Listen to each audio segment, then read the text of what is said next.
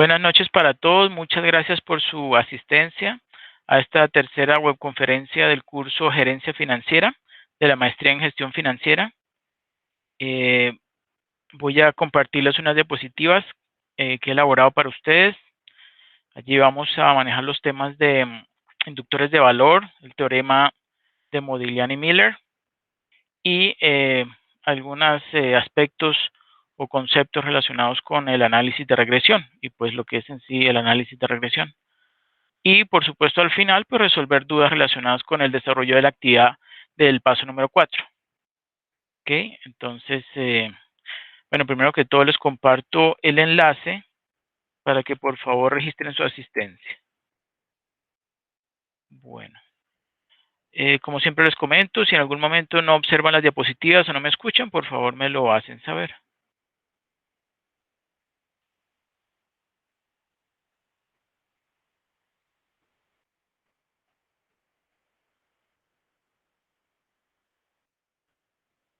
Listo. Y aquí lo agrando.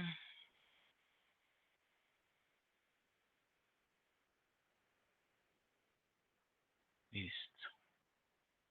Bueno, entonces, como les había comentado, vamos a tocar los temas de inductores de valor, teorema Modigliani-Miller y análisis de regresión. Hoy estamos a miércoles 14 de julio. Bueno, entonces vamos a empezar con algunos conceptos importantes relacionados con la NIF, ¿sí? Que son, por ejemplo, estos que tenemos allí, valor razonable y valor en uso. El valor razonable, como dice allí, es el precio que sería recibido por vender un activo o pagado por transferir un pasivo en una transacción ordenada entre participantes de mercado en la fecha de la medición. Eso es de acuerdo a la NIF 13, ¿sí? El parágrafo 9.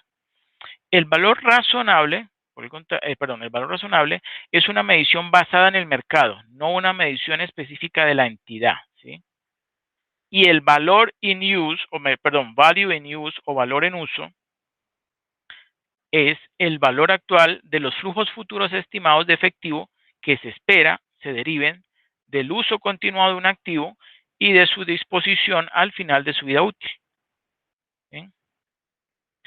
El objetivo de una medición del valor razonable es estimar el precio al que tendría lugar una transacción ordenada para vender un activo o transferir un pasivo entre participantes de mercado en la fecha de la medición en condiciones de mercado presentes. Es decir, un precio de salida en la fecha de la medición desde la perspectiva de un participante de mercado que mantiene el activo o que debe el pasivo, ¿sí? Desde ambos puntos de vista. Ahora veamos uso de técnicas de valoración en valor razonable.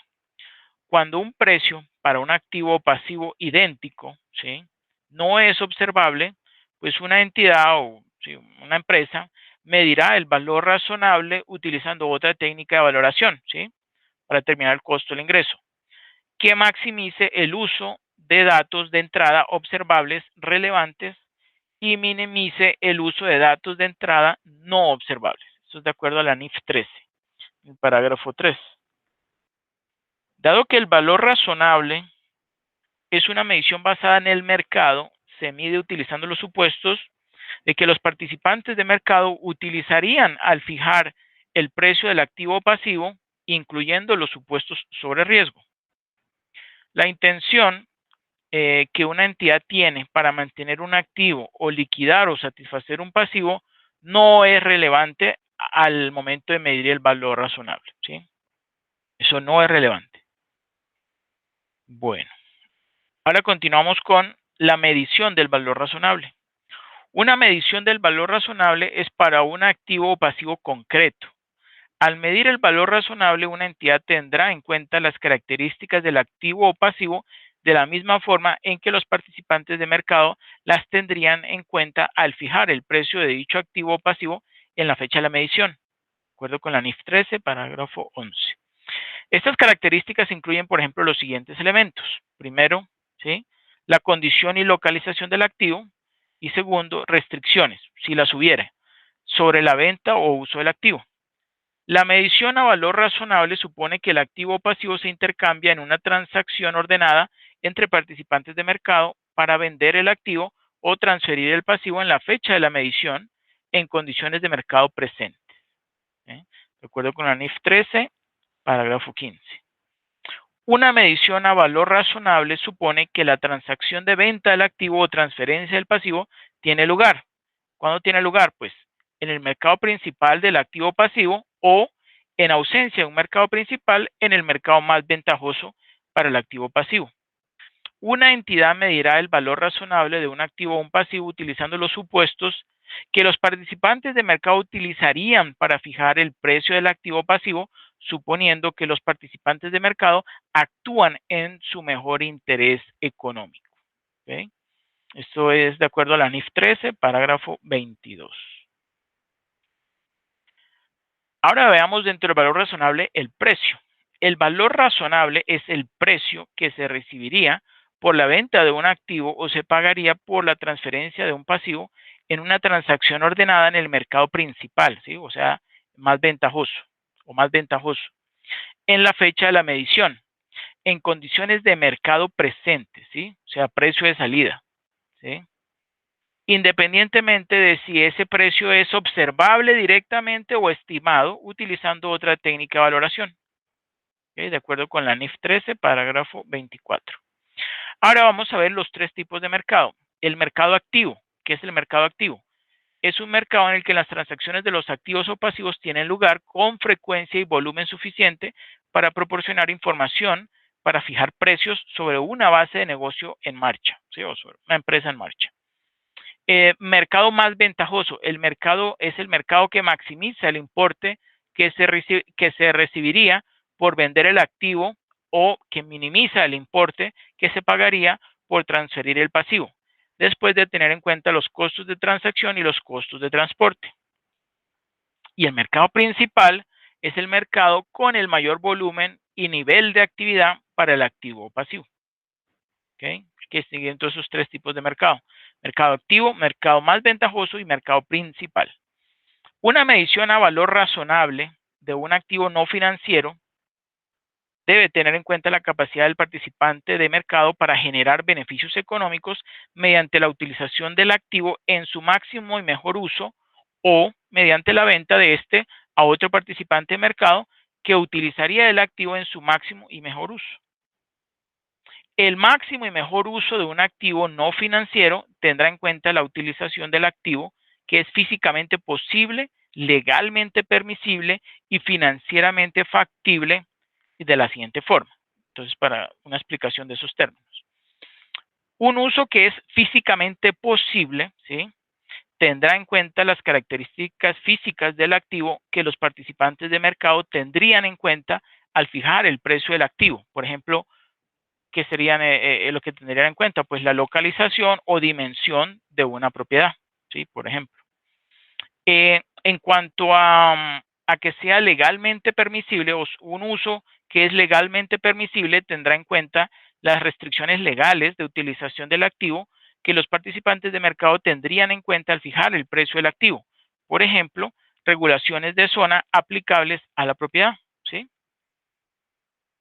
Y por último, un uso que es financieramente factible tendrá en cuenta si una utilización del activo que es físicamente posible y legalmente permisible, o sea, los anteriores, genera un ingreso o flujos de efectivo adecuados, teniendo en cuenta los costos de conversión del activo para esa finalidad, para producir una rentabilidad de la inversión que los participantes de mercado requerirían de una inversión en ese activo destinado a ese uso. ¿Sí? Ahora veamos la utilización en medición inicial. ¿Sí? Cuando se adquiere un activo o se asume un pasivo en una transacción de intercambio para ese activo pasivo, el precio de la transacción es el precio pagado por adquirir el activo o recibido por asumir el pasivo, ¿sí? Precio de entrada. Por el contrario, el valor razonable del activo o pasivo es el precio que se recibiría por vender el activo o que se pagaría por transferir el pasivo. ¿Sí? Las entidades no venden necesariamente activos a los precios pagados para adquirirlos, eso es obvio. ¿Sí? En muchos casos, el precio de la transacción es igual al valor razonable. Por ejemplo, cuando en la fecha de la transacción tiene lugar la transacción de comprar un activo en el mercado en el que se vendería el activo. Si una NIF, por ejemplo, requiere o permite que una entidad mida en el reconocimiento inicial, ¿sí?, un activo o un pasivo por su valor razonable y el precio de la transacción difiere del valor razonable, pues la entidad debe reconocer la ganancia o pérdida resultante en el resultado del periodo, ¿sí?, a menos que la NIF pues especifique otra cosa. Ahora veamos el uso de las técnicas de medición. Una entidad utilizará las técnicas de valoración que sean apropiadas a las circunstancias y sobre las cuales existan datos suficientes disponibles para medir el valor razonable. Estoy de acuerdo con la NIF 13, parágrafo 61. Existen tres técnicas de valoración ampliamente utilizadas. Primero, el enfoque de mercado. Segundo, el enfoque del costo. Y tercero, el enfoque del ingreso, ¿sí? Estoy de acuerdo con la NIF 13, parágrafos B5 a B11. Las técnicas de valoración utilizadas para medir el valor razonable maximizarán el uso de datos de entrada observables relevantes y minimizará el uso de datos de entrada no observables. ¿Sí? Permítanme un momento que llegó alguien. Ok, continuamos. Ahora veamos el segundo técnica, el enfoque de mercado. ¿Sí? Es una técnica de valoración que utiliza los precios y otra información relevante generada por transacciones de mercado que involucran activos, pasivos o un grupo de activos y pasivos idénticos o comparables, es decir, similares, tales como un negocio, ¿sí?, lo que ocurre en una empresa, de acuerdo con la NIF 13, parágrafo B5 a B7. El enfoque de mercado puede asemejarse al concepto de valor de realización y de valor de mercado de las normas locales. De acuerdo con el artículo 10 del decreto 2649 del 93, por supuesto ese ya no es válido, ¿cierto? Pero sí podemos observar allí esos conceptos que tienen allí. El valor de realización o de mercado es el que representa el importe en efectivo o en su equivalente en que se espera sea convertido un activo o liquidado un pasivo en el curso normal de los negocios.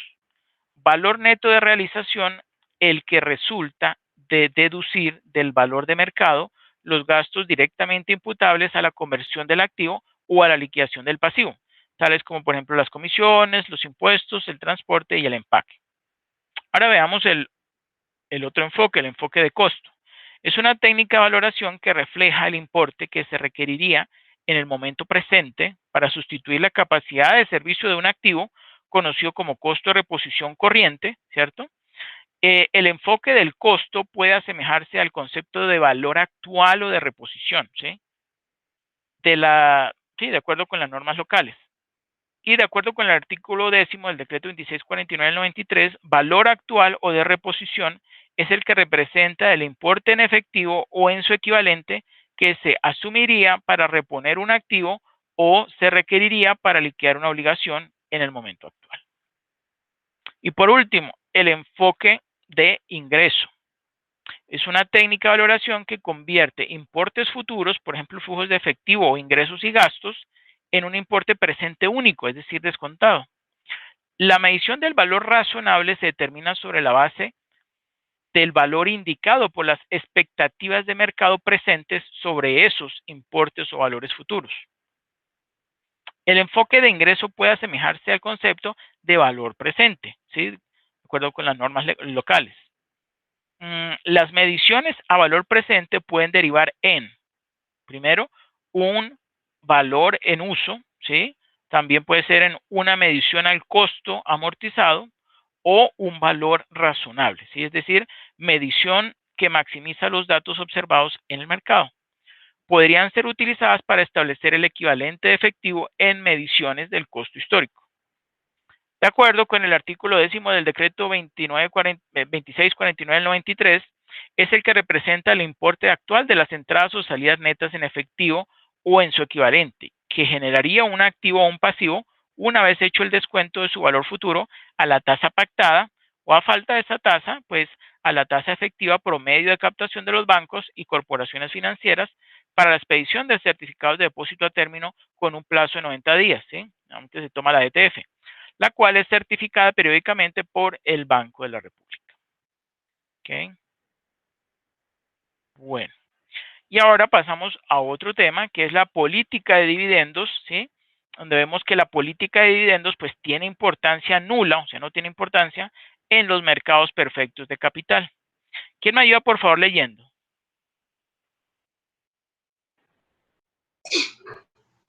Yo lo hago, profe.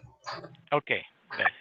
En su clásico artículo de 1961, Modigliani y Miller argumentaron su posición de la siguiente manera. Suponga que en su empresa ha establecido su programa de inversiones.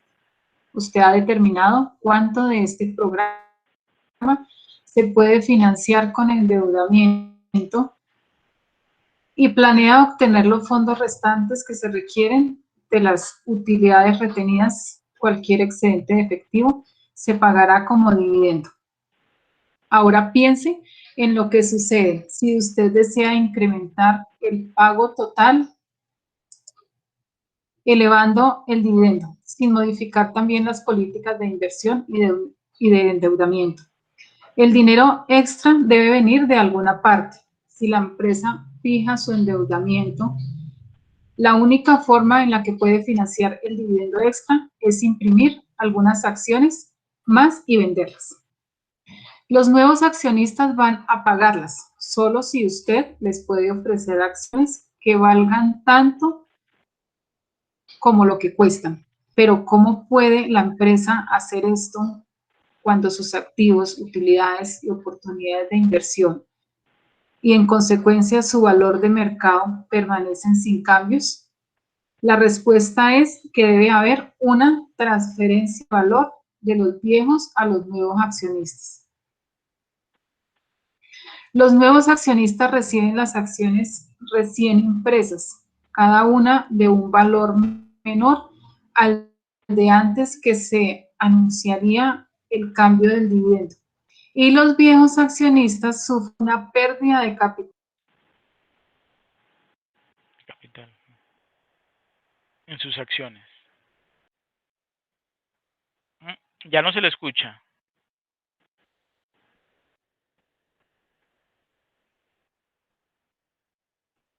No se le escucha.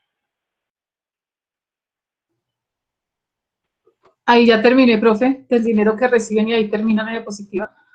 ¿Podría, porfa, volver a repetir desde la pérdida de capital en la parte final?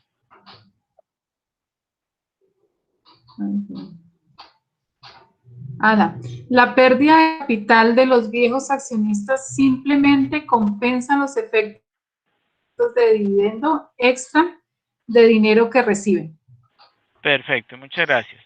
Sí, entonces, esta explicación, ¿sí? Que acaban de leer, está resumido en esta figura 1 que vemos allí a mano derecha, ¿cierto? Vemos allí entonces, por ejemplo, los dos escenarios, antes del dividendo y después del dividendo, ¿sí? Y eso representa, perdón, el valor total de la empresa, ¿sí? Suponiendo que antes del dividendo habían 4, digamos, cada acción, ¿sí?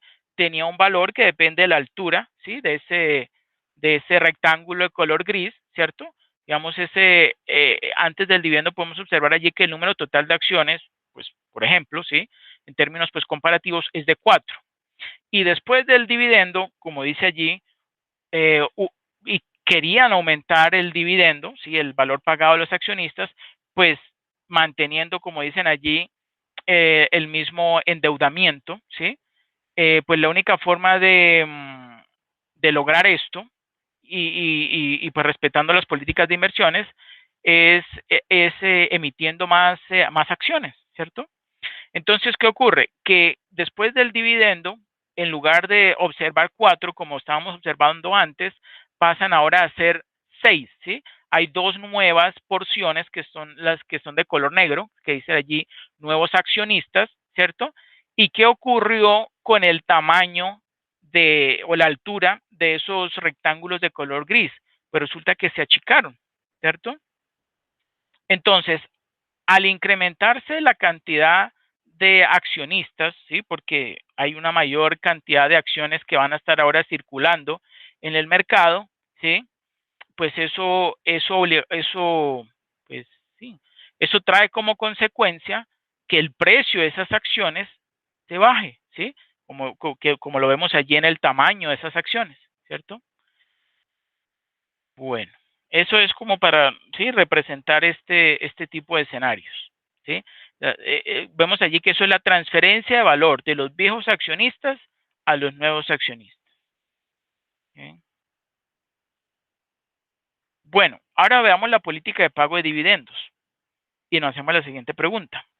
¿Hace alguna diferencia para los viejos accionistas el hecho de que reciban un pago extra de dividendos más una pérdida de capital que los compense? La respuesta es posible si fuera la única forma de tomar el dinero en sus manos, pero mientras haya mercados de capital eficientes, que es lo que se pregona o lo que se supone en la primera proposición de Modigliani y Miller, ¿cierto? Pues pueden captar el dinero vendiendo acciones, ¿sí? Así que los viejos accionistas pueden obtener el dinero, ¿sí? O sea, mayor dinero, convenciendo a los administradores de que paguen un mayor dividendo o vendiendo algunas de sus acciones. En cualquier caso, habrá una transferencia de valor de los viejos a los nuevos accionistas, ¿sí? La única diferencia es que en el primer caso, ¿sí? O sea, en el caso de los que tenían las acciones antes, ¿cierto? Esta transferencia es provocada por una dilución del valor de cada una de las acciones de la compañía. Y en el segundo caso, ¿sí? Que es para los nuevos accionistas, es causado por una reducción en el número de acciones en poder de los viejos accionistas, ¿sí? Ambas alternativas se comparan o se pueden observar allí en la figura número 2, ¿sí? Vemos allí entonces que la empresa tiene entonces, digamos, como dos caminos en la parte superior de acciones con efectivo, ¿cierto? Hay una transferencia efectiva a cambio de acciones, y para los nuevos accionistas entonces hay un dividendo que está financiado con esa emisión de acciones que está haciendo la empresa, ¿sí?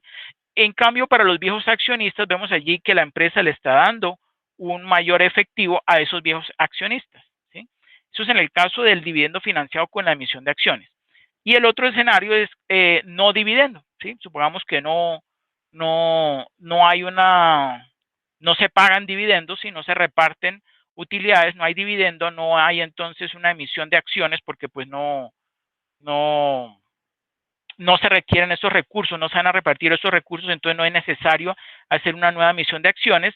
Entonces ahí en ese caso, pues nada, ahí lo que simplemente hay, no hay, o sea, no hay una nueva emisión de acciones, entonces simplemente como que pasarían de mano, ¿sí? Las acciones que, por ejemplo, los viejos accionistas le podrían vender a los nuevos accionistas a cambio del pago de efectivo, ¿sí? El valor pues que esté en ese momento en el mercado valiendo esas acciones, ¿cierto? Esos son los dos escenarios, las dos formas de captar recursos para los viejos accionistas de la empresa. ¿Ok? ¿Hay ahí alguna pregunta o duda?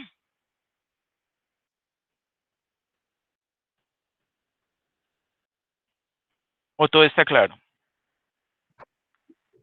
Profe, no sé si de pronto, pues eso, digamos que nos explique un poquito, digamos, por qué las empresas deciden emitir acciones y, y de qué forma, digamos, cómo funciona el mercado de las acciones. Bueno, yo les voy comentando lo siguiente. Hay diferentes teorías, ¿sí? Sobre o perspectivas de cuál es la mejor forma de captar recursos, ¿cierto? Pero hay un punto de vista que es bastante aceptado sí, por el mercado, y es el que tiene que ver con lo siguiente. Una empresa nueva, una empresa, digamos, que lleva poco tiempo en el mercado y que está creciendo, por lo regular la primera, lo que lo que se le, ¿cómo se dice? Lo que se le recomienda a ese tipo de empresa es que primero emita deuda, ¿sí? Y uno dirá, bueno, pero ¿por qué? La deuda tiene, por supuesto, deuda me refiero es a qué? A emisión de bonos, ¿cierto? Una deuda es un compromiso, es una obligación que adquiere la empresa, ¿sí? De pagar unos, cupones a los tenedores de esos bonos, ¿cierto?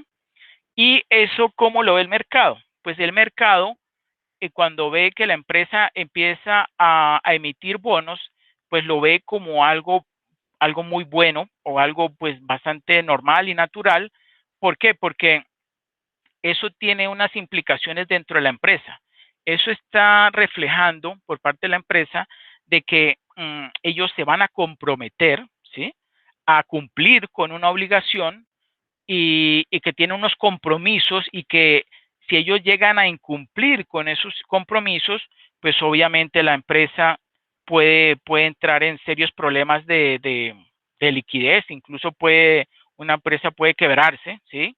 Si no llega a cumplir con ese pago pues de los cupones y del valor nominal del bono a los tenedores de esos bonos, ¿cierto?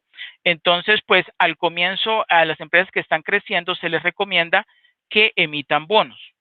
Ya cuando la empresa empieza, digamos, empieza a crecer, se empieza a dar a conocer por el mercado, ya tiene cierta demanda, cierta como estabilidad en la demanda de sus productos o servicios, entonces ya lo que se le recomienda a las empresas es que empiecen a emitir acciones, ¿cierto?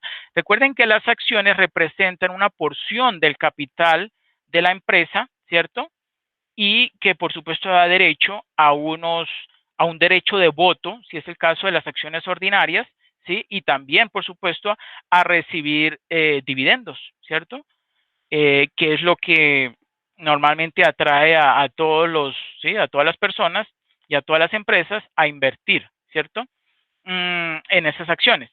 Pero ¿qué ocurre? Desde el punto de vista de la empresa, ya no es un compromiso, ¿sí? Como era, por ejemplo, la emisión de bonos. Ya para la empresa, cuando emite acciones, la empresa tiene la potestad de elegir cuándo reparte dividendos y cuándo no, ¿cierto? Y eso es una política de dividendos, una política de pagos, y para esa decisión de repartir o no y en qué proporción repartirlo, pues entonces eso puede haber diferentes razones por las cuales se reparte. Una puede ser que esté establecido, ¿sí? Dentro de, como una política, ¿sí? Una política dentro de la empresa, de que, por ejemplo, ¿no? Que reparta siempre dividendos y, por ejemplo, digamos, un porcentaje, entre un 30% y un 80%, por decir algo, ¿sí? Puede ser una política de la empresa. Entonces, ¿qué ocurre? Que el mercado va a observar que esa empresa pues siempre va a estar pagando sus dividendos, y eso con el tiempo va a animar a que más y más personas, ¿sí? Pues se animen a comprar, y por supuesto va a haber entonces lo que se llama una compra y venta, o sea, va a haber una gran cantidad de compra y venta de esas acciones, y eso con el tiempo hace que el precio de las acciones suban, ¿cierto? Es decir, que aumenta el valor de mercado de la empresa, ¿cierto? Eso es muy bueno para las empresas, ¿cierto? ¿Y por qué lo hacen digamos, el público, los compradores, los inversionistas?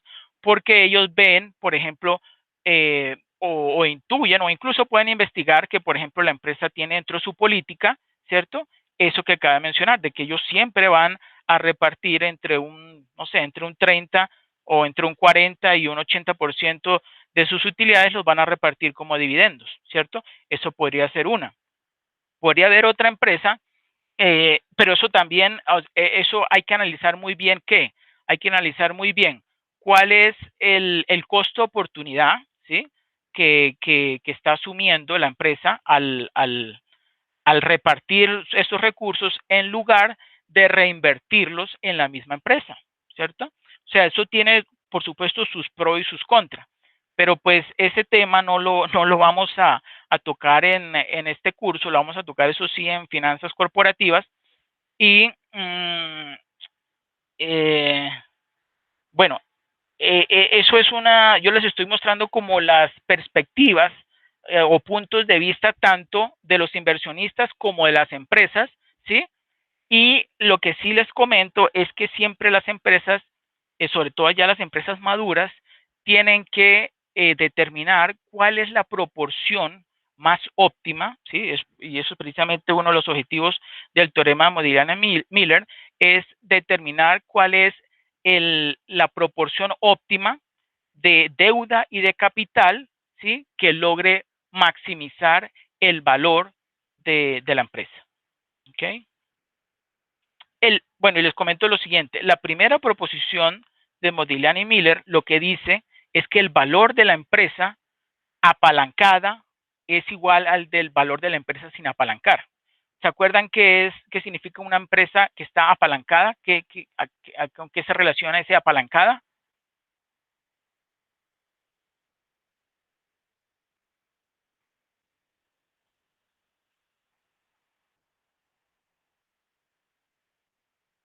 Tiene que ver con las formas de obtener recursos,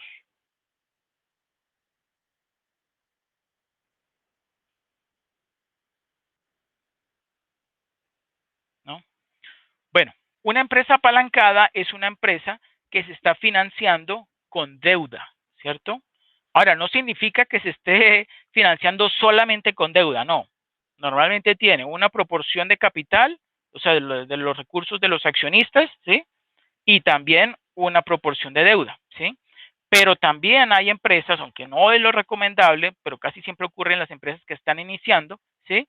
Que se financian solamente con capital propio de los accionistas, ¿cierto? Eso pues es lo lógico, porque cuando se crea una empresa, pues cada uno de sus socios pues aporta, ¿sí? Una porción del capital y como ustedes saben pues tiene una obligación de hacer unos aportes, creo que es durante los primeros 2 o 3 años, ¿sí?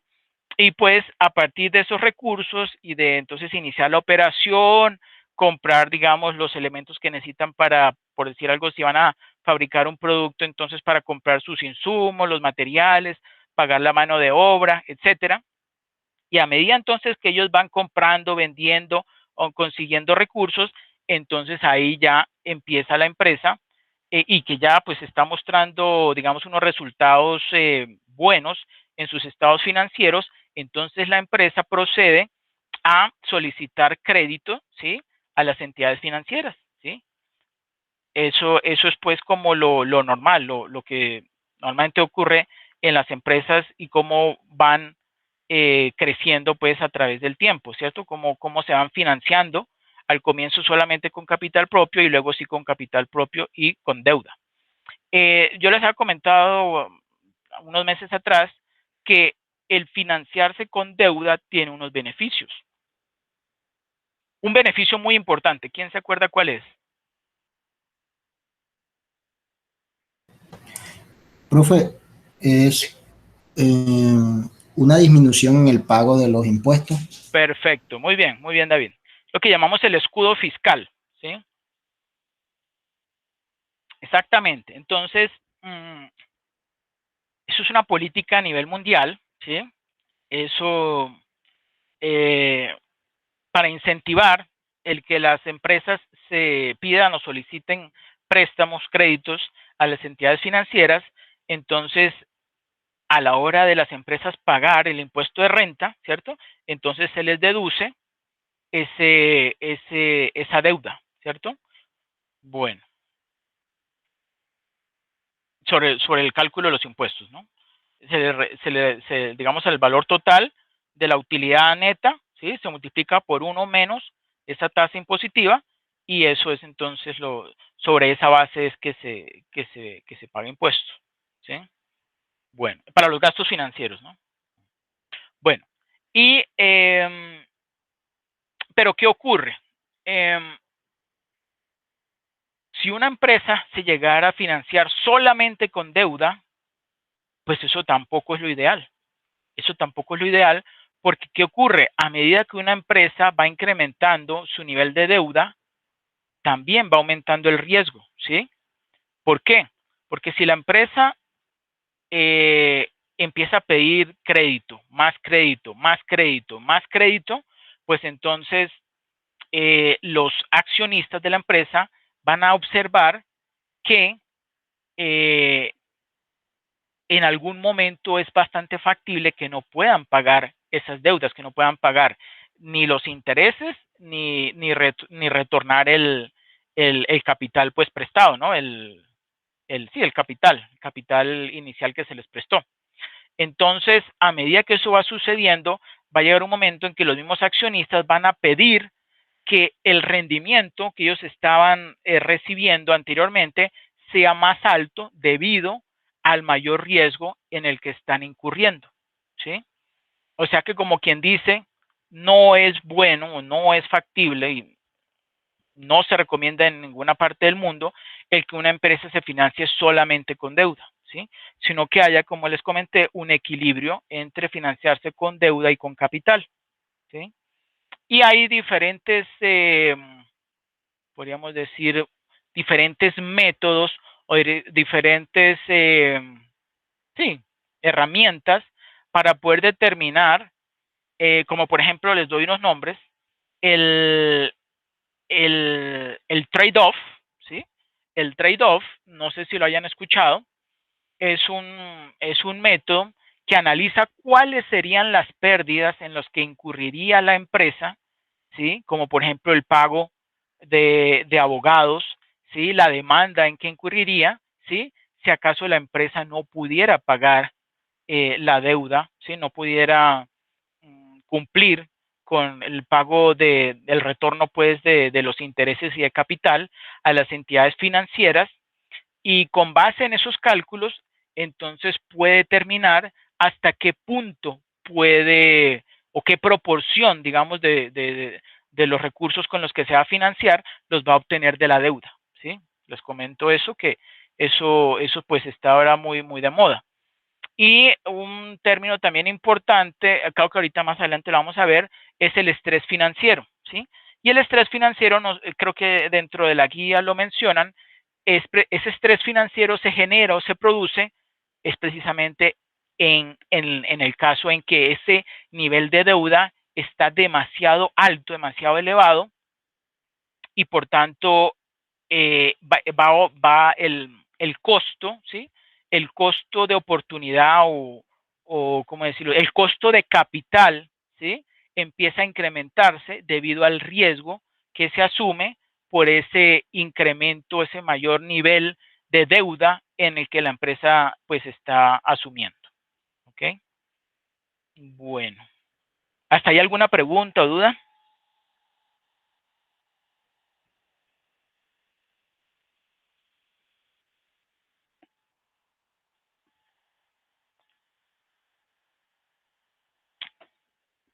Bueno, ustedes también me hablaban sobre las acciones, ¿no?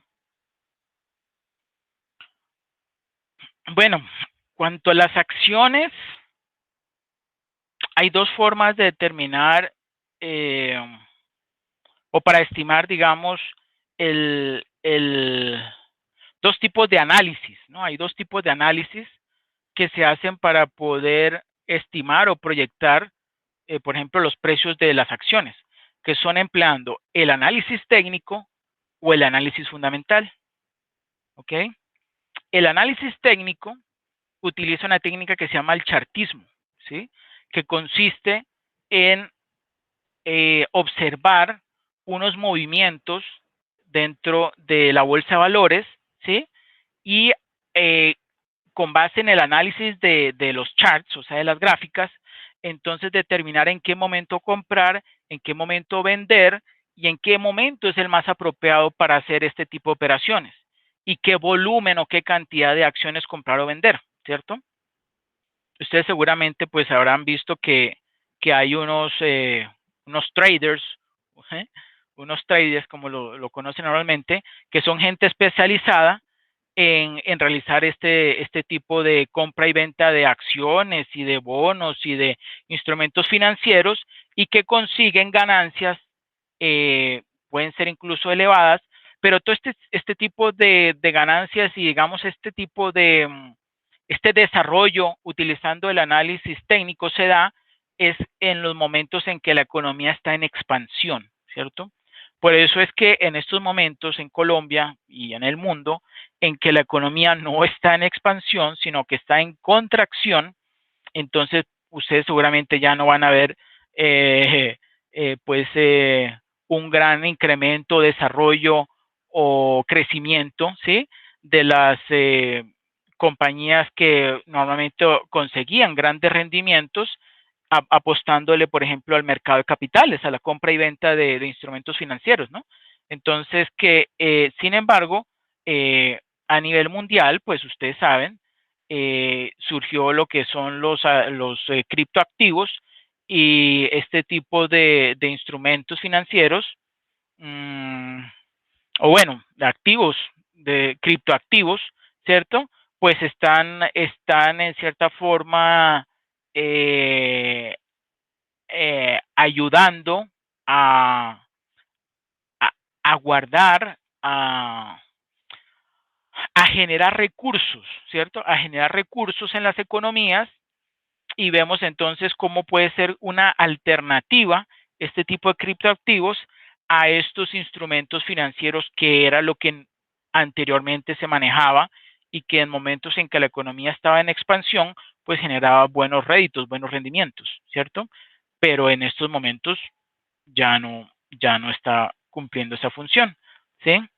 Bueno, y por supuesto, no sé si ustedes habrán escuchado, utiliza la tecnología blockchain y esta tecnología blockchain pues no tiene nada que ver con lo que esté sucediendo en los mercados o con el mercado de capitales o con el mercado bancario, ¿sí? Es algo que tiene que ver es con tecnología, podríamos decir, de informática, ¿sí? De aceptar de acuerdo a unos, digamos, no sé si ustedes habrán escuchado que en el blockchain se tiene que cumplir con unos ciertos requisitos de acuerdo a unos protocolos. Si se cumple, entonces la empresa o la persona que haya hecho cumplido pues con esos requisitos, entonces gana automáticamente podríamos decir, pues la moneda, el criptoactivo más conocido que es un Bitcoin, y pues a medida que esa empresa va emitiendo y generando y cumpliendo y le van aceptando esos códigos, entonces va almacenando y esa información pues queda disponible a todo el público, ¿sí? A nivel mundial y en cualquier lugar del mundo se puede saber quién es el dueño o quién es el que, por ejemplo, se quedó con ese código, con ese Bitcoin que se generó, que fue aceptado pues por las autoridades o digamos ese grupo de personas, ¿sí? Yo creo que son personas que son los que dan validez a a esos Bitcoins, ¿sí? Bueno, ¿hasta ahí alguna pregunta o duda?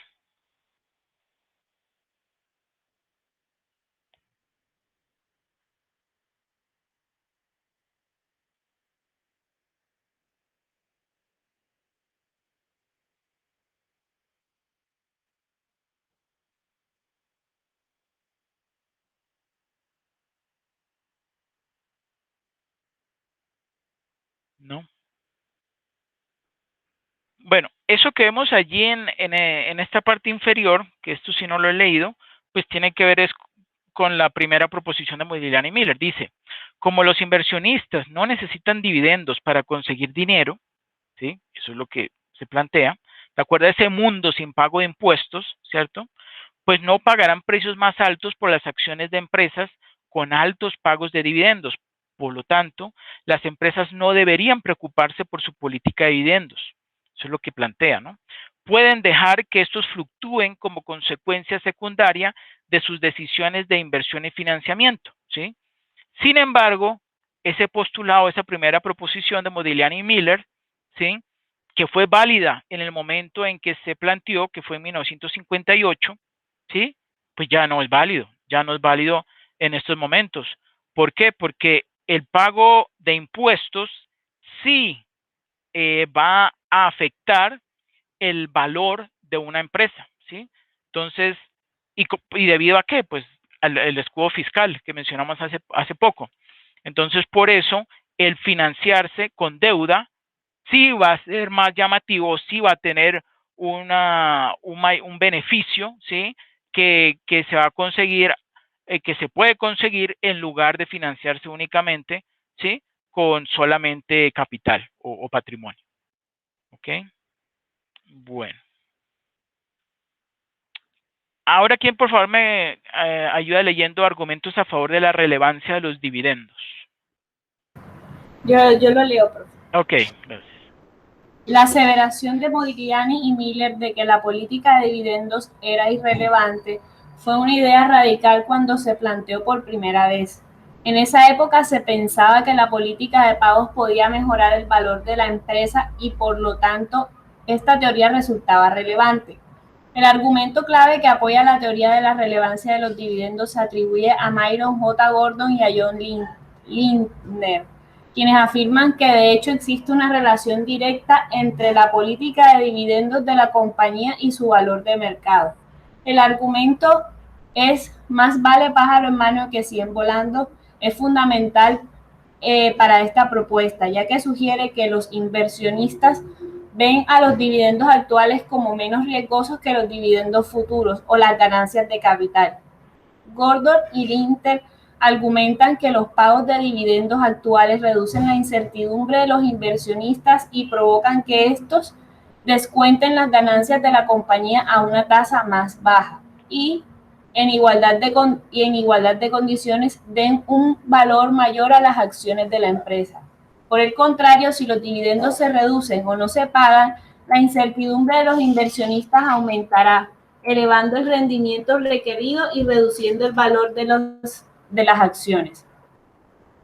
Modigliani y Miller argumentaban que la teoría del pájaro en mano era una falacia. Decían que los inversionistas que desean un flujo efectivo inmediato de una empresa que no paga dividendos pueden simplemente vender una porción de sus acciones. Recuerde que el precio de las acciones de una compañía que retiene sus ganancias debe aumentar con el tiempo conforme se incremente el efectivo dentro de la compañía. De acuerdo con Modigliani y Miller, al vender unas cuantas acciones cada trimestre o cada año, los inversionistas podrían obtener el mismo flujo de efectivo que recibirían si la compañía pagara dividendos en vez de retener ganancias. Algunos estudios demuestran que los grandes cambios en los dividendos sí afectan el precio de las acciones. Los incrementos en los dividendos dan como resultado un incremento en el precio de las acciones, mientras que las reducciones en los dividendos dan como resultado una disminución en el precio de las mismas. Perfecto, muchas gracias. Sí, eso es exactamente lo que les acabé de mencionar, ¿sí? Y por supuesto ese postulado o esa, digamos, esa afirmación de Modigliani y Miller de que la teoría del pájaro en mano es una falacia, pues eso obviamente no es cierto. Eso no es cierto. ¿Ok? Bueno. Continuamos. Argumentos a favor de la relevancia de los dividendos. Una interpretación de esta evidencia es que no son los dividendos en sí lo que importa, sino su contenido informativo en relación con las ganancias futuras. Ojo, es su contenido informativo, o sea, lo que muestran, lo que reflejan, ¿cierto? Respecto a las ganancias futuras. En otras palabras, los inversionistas interpretan cualquier cambio en los dividendos, ¿sí?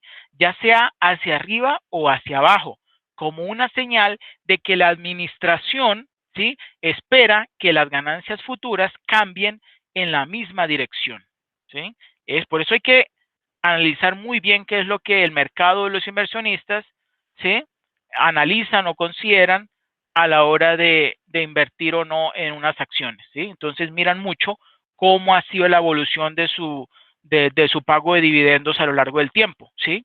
Y como acabamos de leer y de mencionar, es que una empresa que reparte dividendos, que lo hace en forma constante y que cada vez está pagando un poco más, pues automáticamente va a dar o a brindar como seguridad, a reflejar seguridad a los inversionistas, y estos van a querer comprar más de esas acciones y el precio va a subir. Entonces, como quien dice, esa señal va a ser bien entendida por los inversionistas y van a conseguir lo que la empresa quería, que es que el precio de sus acciones suba, porque al subir el precio de las acciones de una empresa, pues automáticamente su valor de mercado pues también aumenta, ¿cierto? Y eso le da más seguridad, más tranquilidad, le da una mejor perspectiva de crecimiento, una buena señal a sus acreedores y proveedores de que va a seguir cumpliendo con sus compromisos, que va a seguir creciendo, porque si los dividendos van creciendo, eso es un reflejo de que la empresa le está yendo bien y que va seguramente a conseguir más ganancias y más utilidades en el futuro.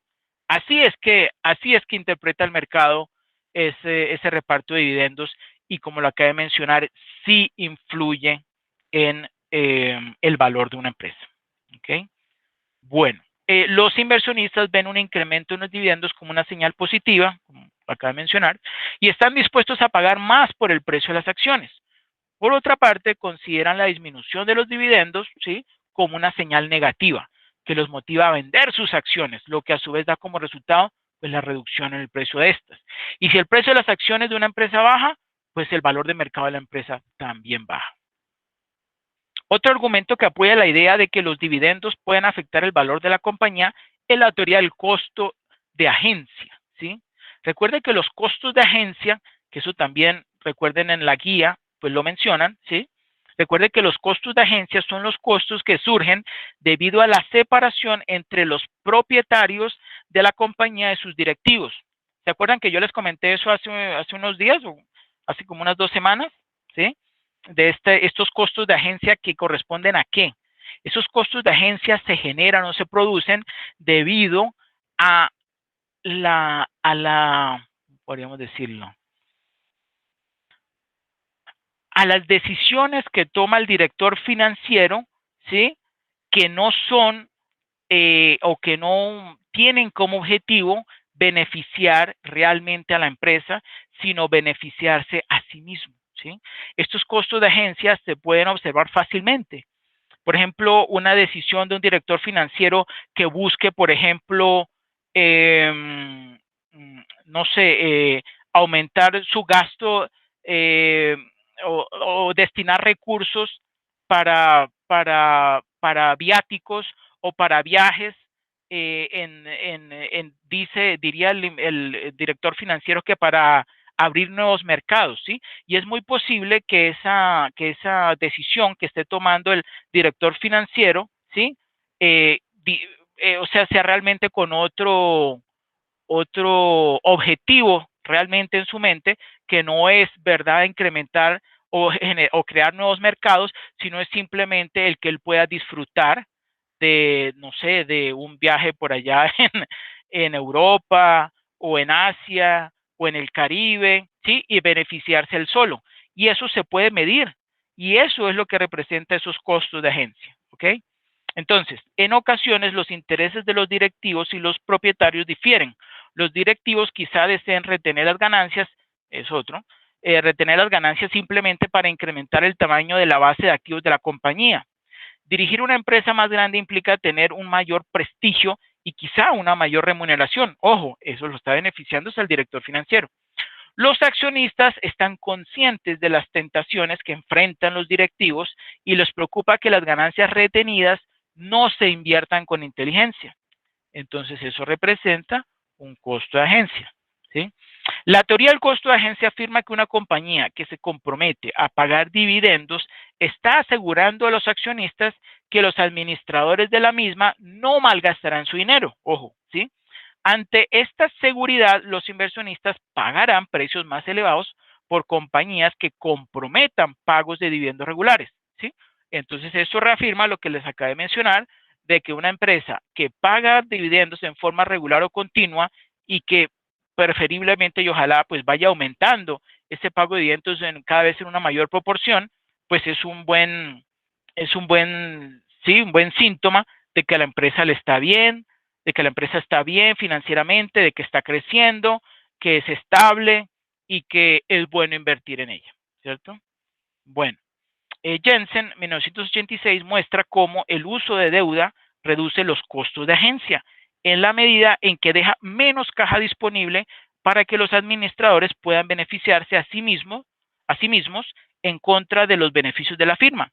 Según este autor, la estructura óptima de capital se alcanza cuando los costos de agencia se igualan a los beneficios de la deuda. Ojo. ¿Ok? Eso es bien importante, que los costos de agencia se igualan a los beneficios de la deuda. Bueno, ¿hasta ahí alguna pregunta o duda?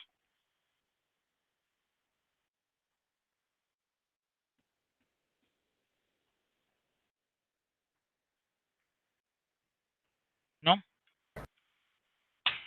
Bueno, ahora veamos el estrés financiero. ¿Quién me ayuda, por favor, leyendo esta diapositiva?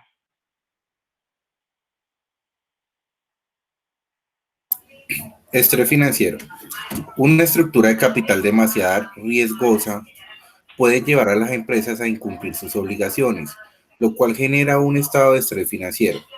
Entrar en este estado tiene distintos costos asociados que se pueden agrupar en directos e indirectos. Dentro de los costos directos están los costos asociados a los abogados y demás servicios necesarios para un proceso de reestructuración o liquidación, y dentro de los costos indirectos se encuentra el riesgo reputacional, debido al cual se pueden perder clientes y proveedores, y el deterioro de la capacidad de gestión de la empresa que puede comprometer los resultados futuros de esta. En este sentido, Graham et al. 1988 diferencian el estrés financiero como ex ante y ex post e identifican el primero como factor determinante en la estructura de capital de la firma. En este contexto, las empresas hacen una comparación ex ante del beneficio de la deuda contra los costos esperados del estrés financiero. En tal sentido, las empresas con mayor probabilidad de entrar en estado de estrés financieros tendrán un costo esperado mayor y usarán menos deuda, ya que según lo expuesto por Bradley et al. 1984, el nivel de endeudamiento es inversamente proporcional al costo del estrés financiero. Este balance que las empresas hacen entre los costos y beneficios de la deuda para determinar su estructura de capital es lo que conocen como la teoría del trade-off. Según esta teoría, existe un nivel de endeudamiento óptimo, el cual maximiza el valor de la firma. En este sentido, Viaro y al 2004, afirman que este nivel de deuda óptimo se da cuando los beneficios de adquirir deuda y los costos asociados a un posible estado de estrés financiero se balancean. Exacto, perfecto, muchas gracias. Sí, ahí entonces reafirmamos lo que les comenté de la teoría del trade-off, ¿sí? Entonces, ahí lo que se busca es que mirar cuáles son los costos en los que se incurriría, ¿sí? Si, por ejemplo, la empresa llega a entrar en estrés financiero, ¿sí? O sea que es posible que se quiebre, entonces tendría que pagar los costos asociados a los abogados, iniciar un proceso de reestructuración o liquidación, ¿cierto? Entonces se consideran esos costos, pero también se consideran los beneficios de esa deuda a ponerlos a producir, ¿sí? Entonces a aumentar, por ejemplo, la capacidad de la empresa, que eso entonces va a aumentar sus ventas, suponiendo, por ejemplo, que la economía está en expansión, etcétera, etcétera. Y entonces, al hacer ese análisis de cuáles son los pros y los contras, entonces se consigue determinar un balance, ¿sí? Una proporción que sea el adecuado, que permita maximizar, ¿sí? Maximizar ese valor de la empresa entre deuda y capital, ¿sí? Entre deuda y capital. ¿Ok? Bueno, ahora cambiemos de tema. Este es análisis de regresión. Una de las principales aplicaciones del análisis de regresión es la proyección con diferentes escenarios. Esto teniendo en cuenta el grado de influencia, o sea, en estadística se conoce como correlación sobre la variable dependiente, ¿sí? El objetivo del análisis de regresión, ojo, es construir una función, ¿sí? Una función, como la que vemos allí en la imagen a mano derecha, ¿sí? Ese Y sombrerito, que es el Y estimado, la variable dependiente, ¿sí? Es igual a el intercepto, ¿sí? O el valor fijo, ¿sí? Desde donde parte, más una pendiente, ¿sí? Que le llaman ahí B1, multiplicado por una variable, un elemento que podría ser, por ejemplo, la cantidad de producción. Puede ser para una empresa fabricante de, no sé, de muebles, ¿sí? Bueno, entonces, el objetivo del análisis de regresión es construir una función que permita estimar el valor futuro de la variable de estudio. Desde otro punto de vista, la regresión permite calcular una esperanza, o sea, un promedio condicional, ¿sí? Importante ese condicional porque hay una condición. Para ese fin se toman como dados los valores de las variables independientes, obviamente. Eso sí está dado, la variable independiente. Que en este caso es ¿cuál? Pues la X, ¿no? La variable independiente. Y la Y sombrerito es la variable dependiente. ¿Por qué? Porque la variable dependiente depende de la independiente, ¿no? Bueno, cabe precisar que cuando se tiene en cuenta solo una variable independiente, hablamos de regresión lineal simple, ¿sí? Que es la que ustedes van ese es el tipo de regresión que se va a utilizar en el punto número 4, ¿sí? De la guía de actividades en el trabajo colaborativo, que es simplemente la variable acción versus, o sea, el precio o la rentabilidad de la acción comparado con la rentabilidad del índice Standard & Poor's 500, ¿ok? Bueno, en cambio, si se incluyen más factores, si se incluyeran más factores, se trataría de una regresión lineal múltiple, ¿sí? ¿Quiénes hicieron ya el cálculo del análisis ANOVA? O sea, del análisis de regresión que dio esa matriz ANOVA.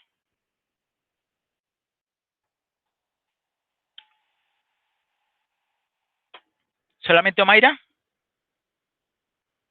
¿O alguien más? Sí, pero me quedó mal. Y Bueno, no importa. estoy en eso, Sí. pues estoy mirando los videos que su merced me envió y todo, y ya, yo creo que mañana se la envío nuevamente para la revisión 2. Ok, pero no importa, va bien y pues la idea es empezar, ¿no? Porque no es dejarlo todo pues para el final, ¿no? Y créanme, eso no es nada del otro mundo. No es nada, simplemente dedicarle un poquito de tiempo, analizar un poquito, seguir ahí la guía esa de Real Statistics y ahorita yo les voy a dar unos conceptos importantes que les va a servir para responder esas preguntas que están allí planteadas. Bueno, análisis de regresión. En estadística la significancia, esto es bien importante. En estadística la significancia representa un concepto distinto a significativo, ¿sí? Significancia es una afirmación específica respecto a qué tan probable es que algo se deba al azar, ¿sí?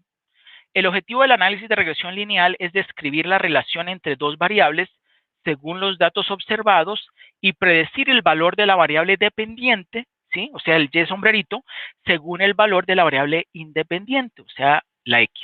¿Sí? El modelo de regresión lineal se construye a partir de los datos de la muestra usando el método mínimos cuadrados ordinarios, MCO. ¿Sí? Eso tiene su comprensión de cómo es que eso arroja resultados, pues digamos, válidos, ¿sí? Y esos resultados se pueden medir la validez de su veracidad, ¿sí? Eso ahorita lo van a ver ustedes con el R cuadrado. Pero no vamos a entrar en la explicación de por qué mínimos cuadrados es un buen método para hacer esta regresión lineal. Eso lo van a ver muy seguramente, no sé si ya lo vieron en el método de métodos cuantitativos y estadísticos, no sé si ya lo hayan visto, ¿eso ya lo vieron o no? No sé, con el profe José García. ¿Ustedes ya vieron mínimos cuadrados ordinarios con él o no?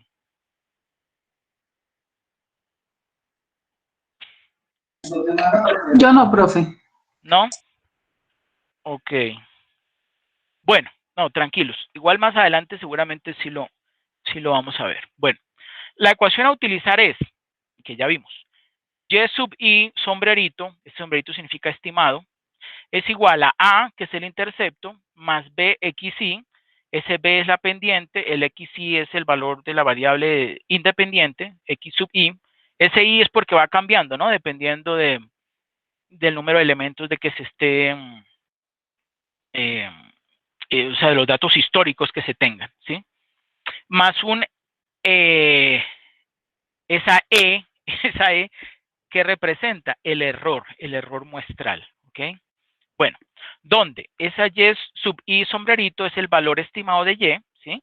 Es el valor pronosticado por el modelo en XY, ¿ok? El error aleatorio, ¿sí? Error muestral, esa E, sigue una distribución normal y distribuida en forma independiente con media cero. Eso es ese es el supuesto que se hace de ese error aleatorio, que sigue una distribución normal, que está distribuido en forma independiente y que tiene un promedio o media de cero. Eso lo conocemos también como el ruido, ¿ok? Bueno. Ahora tenemos otros términos que son el SST. Eso lo he tomado en inglés. SS significa sum of squares, o sea, suma de cuadrados, ¿sí? Sub T.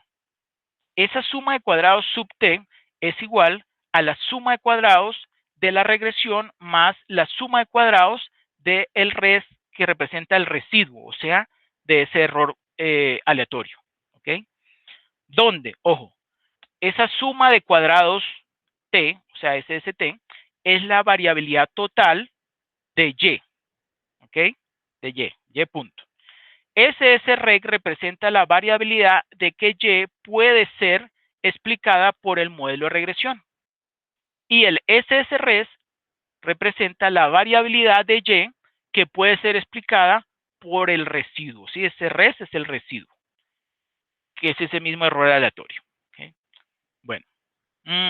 Tradicionalmente los valores P, que ese término, ese sí seguramente lo han escuchado antes y lo mencionan también en la guía, ¿sí? O sea, de probabilidad, ese valor P de probabilidad, han sido utilizados para evaluar si los resultados son explicables por el azar.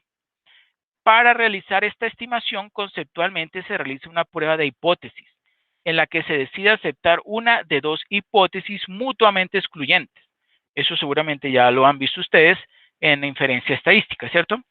Conocemos como hipótesis nula o el HO o H0 aquella que representa lo tradicionalmente aceptado hasta el momento en que se realiza la prueba de hipótesis. Habitualmente no existe asociación entre las variables o que esta es explicable por el azar. Eso es lo que dice la hipótesis nula. En cambio, la hipótesis alterna o H1, ¿sí? Es aquella que plantea que ambas variables están asociadas. ¿Ok? Bueno, la definición de p-value o valor P es la probabilidad de observar un estadístico, ¿sí? Tan extremo como el de la muestra, ¿sí? Un estadístico se refiere a ¿qué? Un valor, ¿sí? Un valor estadístico. Asumiendo que la hipótesis nula es cierta, ¿sí? Es decir, es la probabilidad de que el siguiente valor observado sea igual o más extremo, ¿sí? O más elevado, ¿sí? Podemos decirlo, que un cierto valor, asumiendo que la hipótesis nula es cierta, ¿ok? También se interpreta como cuál es la probabilidad de observar lo que se dio en el estudio, asumiendo que ambas variables no están asociadas, ¿ok? Bueno, por consenso se ha fijado un valor umbral de probabilidad, eso sí, hasta cuando ustedes vayan a hacer el cálculo, en Real Statistics van a ver que tiene un nivel de significancia, ¿sí? Que es este valor umbral de probabilidad del 5%, ¿sí? Que es el nivel de significación o alfa, para decidir cuál hipótesis es la cierta, la correcta, ¿cierto? Si la probabilidad es baja, o sea que es inferior al 5%, ¿sí? Significaría que lo observado es muy infrecuente, ¿sí? O sea, poco probable, por lo que se opta por rechazar la hipótesis nula y asumir que las variables están asociadas. Esto es lo que se conoce como algo estadísticamente significativo, ¿sí? Otra consideración que debe tenerse con los valores P está en el método que se emplea para interpretarlos. El valor corte de 5%, ese que estamos viendo, implica que en 5 de cada 100 valores o rendimientos, ¿sí? Se podría interpretar que hay asociación entre dos variables, siendo que en realidad no existe tal fenómeno, ¿sí? Puesto que sigue estando dentro de las posibilidades del azar, ¿ok? Como es casi imposible trabajar con una población completa, eso sí ya lo sabemos, por eso usamos muestras, nunca se sabrá si la hipótesis nula es cierta con certeza absoluta, ¿sí? Por este motivo, siempre es necesario cotejar los resultados encontrados con otras experiencias científicas para obtener una imagen global lo más fidedigna posible respecto a los efectos, por ejemplo, de una exposición de algo o como vemos en nuestro caso, que sería el rendimiento de una acción, ¿sí? Bueno, la variación, digamos, la variación en el rendimiento de una acción, ¿sí? Bueno, una P, un p-value menor a 0,05 significa que la hipótesis nula es falsa. Y una P mayor a 5%, o sea, 0,05, es que la hipótesis nula es verdadera. ¿Ok? Ojo, para que lo tengan presente. Ahora veamos intervalos de confianza, que conocemos como IC, intervalos de confianza. Sin importar qué tan bien diseñado esté un estudio, el hecho de realizar un muestreo hace susceptible al ensayo, al ensayo o a la prueba, a ciertos grados de imprecisión y azar. Los intervalos de confianza ofrecen una manera de estimar con alta probabilidad un rango de valores en el que se encuentra el valor poblacional o parámetro de una determinada variable. Esta probabilidad ha sido fijada por consenso en un 95% en base a supuestos de normalidad, pero rangos entre el 90 y el 99% pues también son comúnmente utilizados en la literatura científica, ¿sí? En términos simples, un intervalo de confianza del 95% indica que el valor poblacional, ¿sí? O sea, lo que nosotros estamos buscando, ¿sí? Se encuentra en un determinado rango de valores con un 95% de certeza, ¿sí? Como regla general, mientras mayor sea el tamaño de la muestra, ojo, menor es la variabilidad para hacer la estimación del intervalo, ¿sí? Lo que lleva a estimadores más precisos. O sea, y yo les pregunto, o sea que si yo quisiera aumentar la precisión, ¿sí? En los resultados de una muestra, ¿qué tendría que hacer? ¿Aumentar o disminuir el tamaño de la muestra? ¿Disminuir el tamaño de la muestra? Aumentar el tamaño de la muestra. Bueno, hay opiniones encontradas. ¿Por qué mayor o por qué menor tamaño de la muestra? Porque si es mayor la muestra, hay menos opciones de error. Exacto, muy bien, eso es correcto. Aumentar el tamaño de la muestra me va a dar un poco más de precisión. Bueno, muy bien, gracias. Bueno, por el contrario, mientras más certeza se desee respecto a la extrapolación poblacional, por ejemplo, 95%, ahí está, más amplio será el intervalo, ¿ok? Bueno, ahora veamos el estadístico F, que también lo mencionan ahí en la guía. El estadístico F es un test que se utiliza para evaluar la capacidad explicativa que tiene un grupo de variables independientes sobre la variación de la variable dependiente. De esta manera, el estadístico F pretende determinar si de entre un grupo de variables independientes, al menos una tiene capacidad de explicar una parte significativa de la variación de la variable dependiente. ¿Ok? Este test es de uso común en inferencia estadística para realizar contrastes de hipótesis. ¿Sí? El resultado de su cálculo se compara con el valor crítico de una distribución F de Snedeker con el nivel de confianza asignado para el test. ¿Okay? Se utiliza principalmente en las regresiones múltiples, pero también se puede utilizar en la regresión simple, aunque conduciría a la misma conclusión que usar otro estadístico denominado estadístico T. Entonces, ¿eso qué quiere decir? Como nosotros vamos a hacer es simplemente una regresión lineal simple, ¿cierto? No le prestan atención al estadístico F, ¿sí? Pueden utilizar el estadístico T, ¿sí? ¿Alguien se acuerda qué significa ese estadístico T? ¿A qué tipo de distribución se están refiriendo?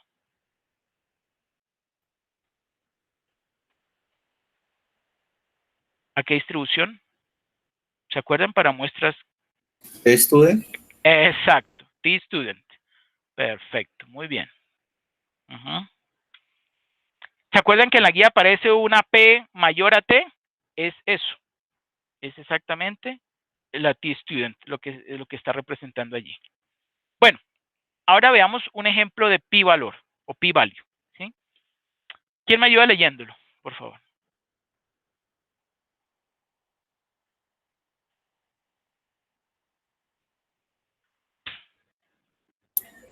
Ejemplo de p-valor. Se quiere evaluar mediante un ensayo clínico si el tratamiento B es mayor Mejor. que el ya conocido tratamiento A. Es mejor que el ya conocido tratamiento A. Para el manejo de la hipertensión arterial, la hipótesis nula sería que el tratamiento B es igual o no es mejor que el a lo cual se le contrapone una hipótesis alterna. El tratamiento B es mejor que el tratamiento A. La diferencia de proposiciones de individuos que mejoraron con uno y otro tratamiento se evaluará con la prueba de significancia. Vamos a suponer que una vez finalizado el estudio se encontró una diferencia estadísticamente significativa en las proporciones de individuos que mejoraron en cada grupo de pacientes hipertensos. A favor del tratamiento B, la prueba de significancia estadística solamente permitirá establecer qué tan probable era encontrar esa diferencia o una mayor. De ser cierta, la hipótesis nula. Por lo tanto, si partimos del supuesto que los dos tratamientos contra la hipertensión arterial eran similares, ¿qué tan probable era encontrar la diferencia que pudimos detectar aún mayor a esa? Esa probabilidad es la que está indicando el valor de P. Si el resultado ser de 0,002, quiere decir que la probabilidad de detectar tal diferencia o una más grande entre las proporciones de individuos hipertensos que mejoraron con uno y otro tratamiento es del 0,02 y eso se considera ínfimo. Por tanto, se afirma que los dos tratamientos no tienen un efecto similar sobre la hipertensión arterial. Rechazo de la hipótesis nula. Y por extensión, que el medicamento B es mejor que el A. El primer concepto que debe quedar claro entonces es que las pruebas estadísticas nada prueban. Simplemente evalúan la probabilidad de que nuestros hallazgos puedan o no atribuirse al azar. Para probar una asociación en el campo de la ciencia no son suficientes las pruebas estadísticas y se necesitan varios criterios adicionales, con los cuales pueden establecerse, por ejemplo, una relación causa-efecto, como cualquier otra prueba de significancia. También los intervalos tienen algo que ver con el tamaño de la muestra.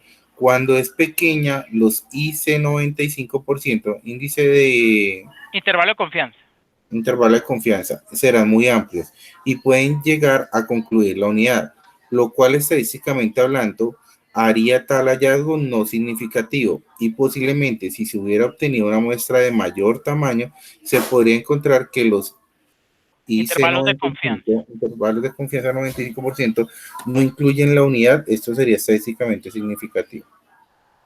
Perfecto, muchas gracias, ¿sí? Ahí estamos entonces un ejemplo, ¿sí? Con este tratamiento, la utilización de un medicamento A y un medicamento B, se plantea una hipótesis nula, ¿sí?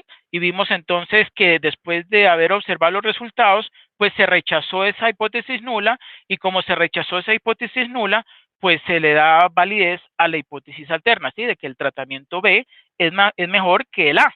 Ahorita vamos a ver algunos problemillas que representa esto. Bueno, sin embargo, ahorita veamos el coeficiente de determinación, que es el famoso R cuadrado. El coeficiente de determinación R cuadrado, también llamado R cuadrado, es la proporción de la varianza total de la variable explicada por la regresión. El coeficiente de determinación refleja la bondad del ajuste de un modelo a la variable que se pretende explicar. Es importante saber que el resultado del coeficiente de determinación está entre 0 y 1. Obviamente, es un porcentaje. Cuanto más cerca de 1 se sitúe su valor, pues mayor será el ajuste del modelo a la variable que estamos intentando explicar. De forma inversa, cuanto más cerca de 0, pues menos ajustado estará el modelo y por tanto menos fiable será ese resultado.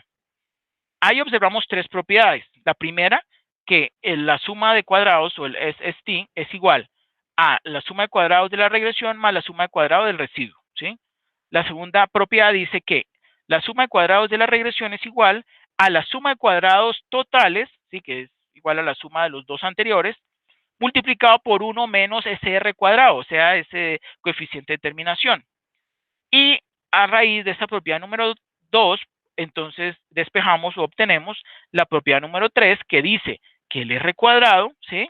O sea, el coeficiente de terminación es igual a esa suma de cuadrados de la regresión dividido entre la suma de cuadrados totales. ¿Ok? Ejemplo, supongamos que queremos explicar la cantidad de goles que anota Lucho Díaz, ¿sí? Según la cantidad de partidos que juega. Suponemos que a mayor cantidad de partidos jugados, pues más goles meterá. Los datos pertenecen a las últimas 10 temporadas, ¿sí? Digamos que en el Porto, ¿sí? De tal manera, tras extraer los datos, el modelo arroja la siguiente estimación. Como podemos ver ahí en la figura 4, ¿sí? Donde observamos que se están, en el eje de las X están señalados los goles, ¿sí? Que ha metido Lucho, comparados con los partidos en los cuales ha jugado, ¿cierto? Entonces podemos observar que hay una línea recta, ¿cierto? Que tiene una tendencia positiva, ¿cierto? Hay una relación que es positiva. Entonces, a más partidos jugados, como es lógico, pues más goles serán anotados en la temporada. El ajuste, ojo, el ajuste, según el cálculo del R cuadrado, es de 0,835. ¿Eso qué quiere decir? ¿Sí? Esto quiere decir que es un modelo cuyas estimaciones se ajustan bastante bien a la variable real. Aunque técnicamente no sería correcto, podríamos decir algo así como que el modelo explica en un 83,5% a la variable real, ¿sí? Bueno, así es más fácil de entender, ¿sí? Como que explica en tal porcentaje a la variable real. ¿Ok? Bueno, ahora veamos el problema del coeficiente de terminación, porque como dije anteriormente, también tiene sus problemas. ¿Quién me ayuda, por favor, leyendo?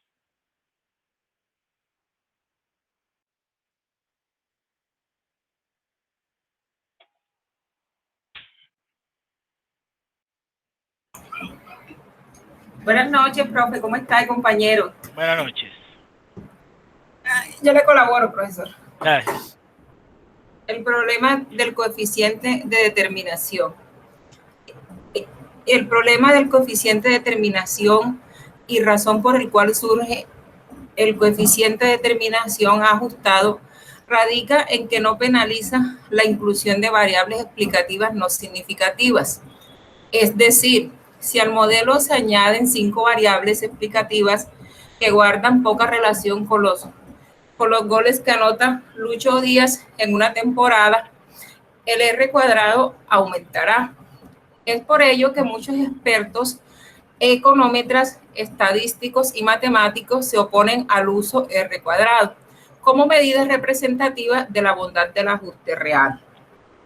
El coeficiente de determinación R cuadrado ajustado, el coeficiente de determinación ajustado R cuadrado, es la medida que define el porcentaje explicativo por la varianza de la regresión en relación con la varianza de la variable explicada. Es decir, lo mismo que el R cuadrado, pero con una diferencia.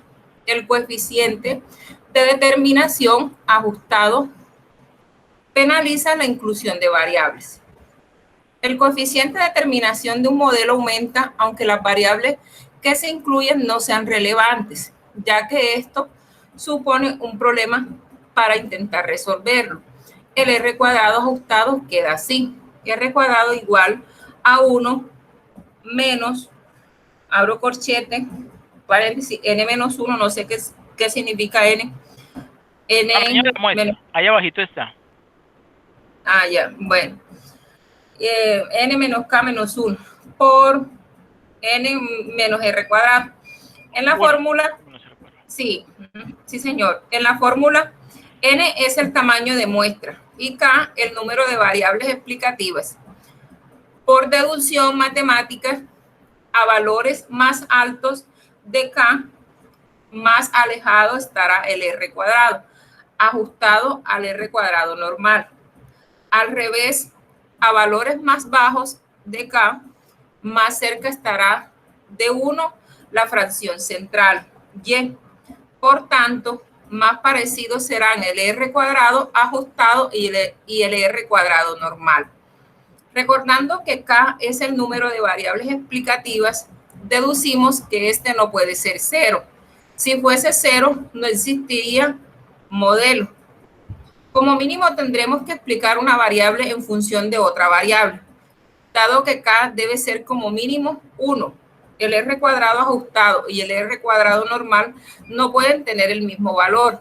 El R cuadrado ajustado será siempre inferior al R cuadrado normal. Perfecto, muchas gracias. ¿Hasta ahí alguna pregunta o duda?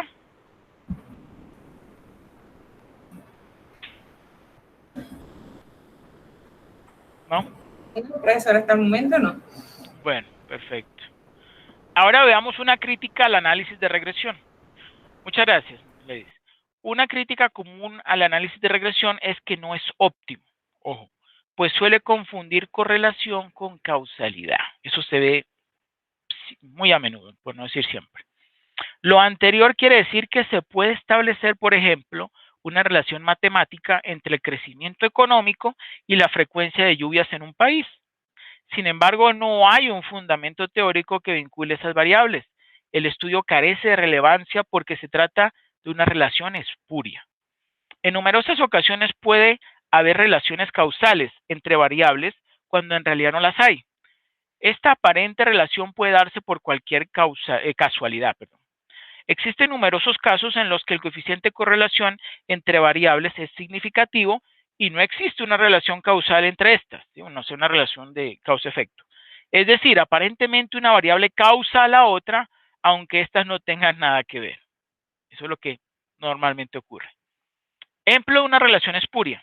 La relación entre la estatura de niños entre 12 y 18 años y el conocimiento en matemáticas. A medida que los niños cumplen años, se hacen más altos. A medida también que los niños cumplen años, avanzan de curso, aprendiendo más matemáticas y siendo capaces de resolver problemas más complejos. Supongamos que recogemos una muestra estadística de niños entre 12 y 18 años. Podríamos ver que a medida que aumentan su altura son capaces de resolver problemas más complejos de matemáticas. Pero nos preguntamos, ¿es la altura la causa de que estos niños sepan más matemáticas? Evidentemente no. Esto es debido a una tercera variable llamada factor de confusión o variable escondida. En este caso, la variable escondida es la capacidad intelectual. A medida que los niños cumplen años, su capacidad intelectual aumenta y se potencian las habilidades numéricas. Estos niños son capaces de resolver problemas cada vez más complejos, que siendo más jóvenes no eran capaces. Dado que a la vez que cumplen años y desarrollan su capacidad intelectual, estos se hacen más altos.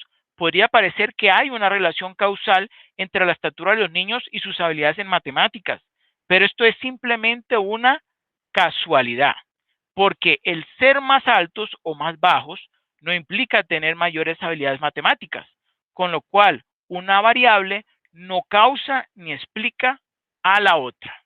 ¿Ok? ¿Está eso claro?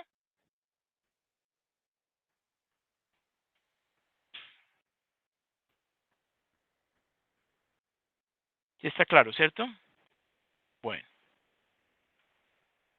Conclusiones. ¿Quién me ayuda, por favor, leyendo las conclusiones? Yo las leo, profe. Ok. El uso del valor razonable no resulta adecuado para todas las partidas de balance.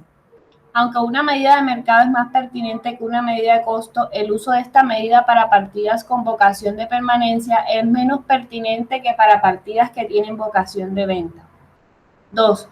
Modigliani y Miller en su primera proposición muestran que la estructura de capital es irrelevante para el valor de la firma y por lo tanto es indiferente financiarse con recursos internos o externos. Por lo tanto, la creación de valor depende únicamente de la política de inversiones que tenga la empresa. 3. La correlación implica asociación, pero no causalidad. A la inversa, la causalidad implica asociación, pero no correlación. Perfecto, muchas gracias. Bueno. Ok. Ahora, por favor, les pregunto, ¿qué dudas hay sobre la actividad del paso número 4?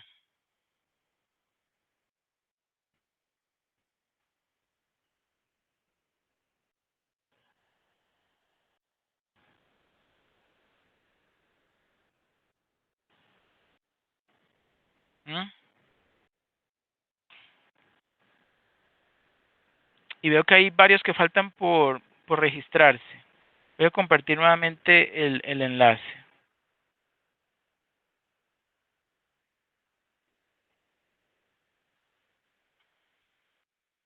Bueno.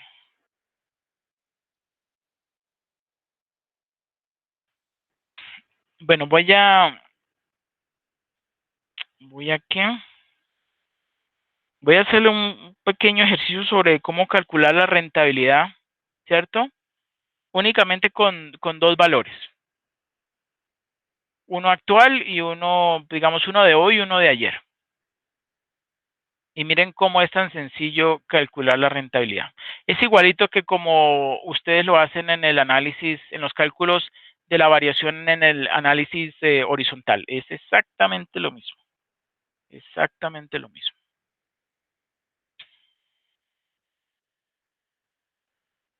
Ahí estoy abriendo Excel, permítanme un momento.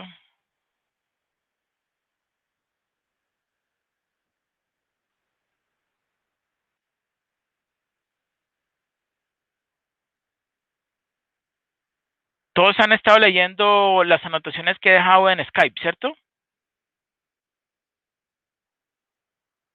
Sí, profe. Ok, perfecto.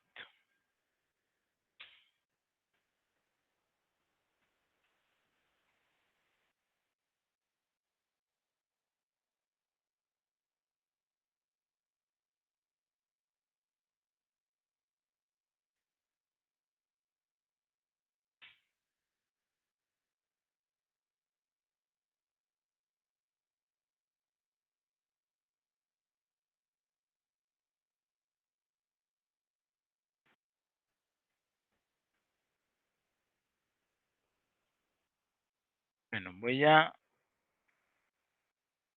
compartirles entonces voy a compartir pantalla para que ustedes vean este cálculo, pues bastante sencillo, para que ustedes lo repliquen.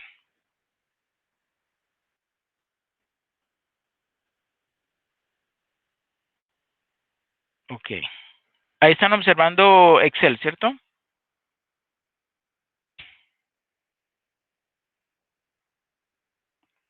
Vamos a suponer que el precio de la acción, sí, digamos que este es el precio de la acción A. Ya les di algunos nombres de cuáles empresas ustedes pueden consultar, ¿sí? Vamos a suponer que hoy el precio cerró en 120, es el precio de cierre ajustado. Y ayer fue de 100. Entonces yo voy a calcular ¿qué? La rentabilidad, ¿sí? ¿Qué rentabilidad hubo? Entonces yo hago como les dije que ustedes hacían en análisis horizontal. Pongo el igual, sumo paréntesis y digo, bueno, el precio de hoy menos el precio de ayer, ¿sí? Cierro paréntesis dividido entre el precio de ayer, ¿cierto? Y ahí está. Claro que este debe estar ubicado, bueno, digamos que puede estar ahí, pero siempre, por ejemplo, si yo tengo 15 datos, voy a obtener ¿cuántas rentabilidades? Pues 14, ¿no? Porque el último valor lo voy a necesitar para el cálculo de la penúltima rentabilidad, ¿sí? Con respecto a los datos. ¿Ok? Entonces, en este caso es, pues, 20%. Así de sencillo. ¿Ok? Entonces, cuando ustedes tengan el cálculo de la rentabilidad de la acción A, ¿sí? Y la rentabilidad del índice Standard & Poor's, SPC, ¿cierto? Seleccionando incluso los nombres, ¿sí? Los marcan todos, llaman aquí en complementos, ¿sí? Aquí aparece Real Statistics, ¿sí? Y ya con eso entonces ustedes van a obtener los resultados del análisis de regresión y pues ahí la guía les pregunta que ustedes interpreten unos resultados, como el p-valor que les acabé de mencionar. El estadístico F, no hace falta, la verdad, que lo expliquen. Y sin embargo, del T-Student, el estadístico T, ese sí lo pueden explicar. ¿Ok? y el R cuadrado, ¿sí? Como les acabé de mencionar. Entonces, ese resultado que les arroje, me dicen si fue significativo o no, y incluso también me pueden mencionar lo que yo les expliqué hoy, que cuáles son las desventajas, pues, del R ajustado, perdón, del R cuadrado, ¿sí? Que se pueden mejorar con el R cuadrado ajustado. ¿Ok?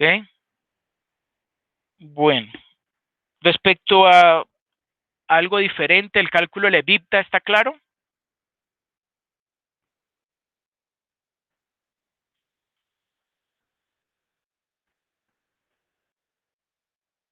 ¿Sí está claro lo del cálculo de EBITDA? ¿O no?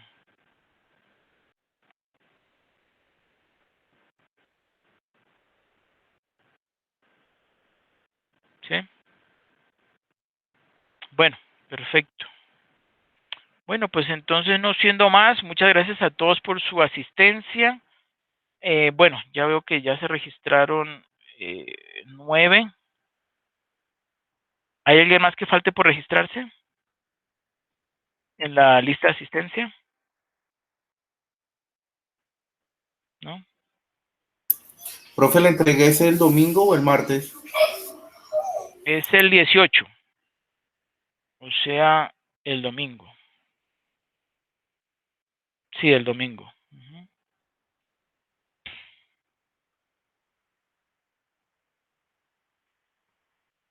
¿Cómo van con el desarrollo de la actividad?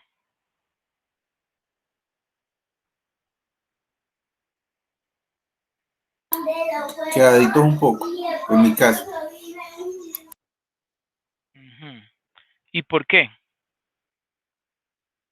Por tiempo, la verdad. Tiempo. Ok. Bueno, pues ya saben, ¿no? Hay algunos de ustedes que ya me han hecho varios avances y lo han registrado ahí en el foro. Yo les he dado realimentación. Cuando me doy cuenta hay un error que es repetido en varios de ustedes, pues yo lo resuelvo y se los publico ahí en el Skype, ¿no?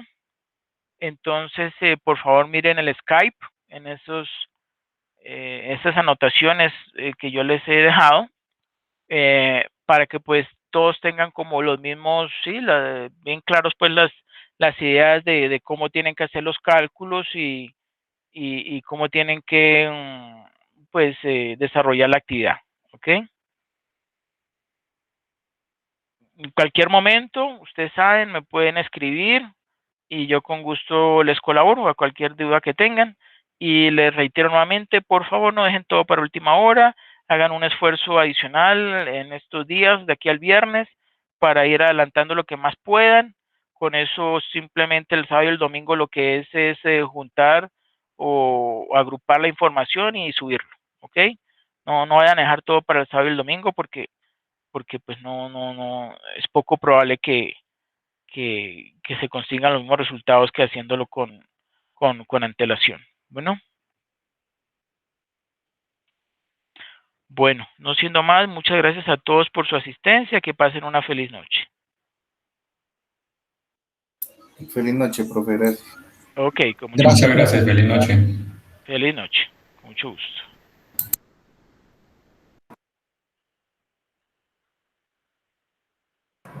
Gracias.